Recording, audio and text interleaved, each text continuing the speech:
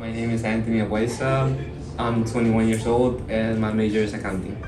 I grew up in Ecuador and right now I live with my dad. I'm really good at math. When it comes to functions, I can envision them and solve them in my head without having to do any work on paper. Not really sure what the meaning of life is. I feel like everybody should just keep living and experiencing new things. We shouldn't be idle, like don't like not doing anything at all. I feel like that's not how you're supposed to live life. It's all about the new experiences. I would change how the government is structured because right now the government is made by the rich for the rich. So it doesn't really help the low earning income people. And I feel like we should focus on that. I went on a trip to Guatemala and saw a lot of poverty. And the main reason is because the government is not doing anything about it. So I feel like that should be our priority, like when it comes to change. I feel like there's a lot of corruption in all different types of government.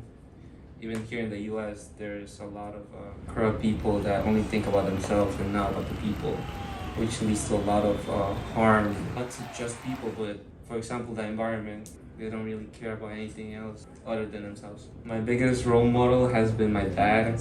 I see how he acts, I see how he is when it comes to teaching his kids, or like he's also a boss to many of his employees, and I see the way he treats them, and he does it in a way that I don't think I could ever achieve that level of intellect that he has, but I do aim to be like him or even surpass him if it comes to a point where I'm able to do the same thing as him.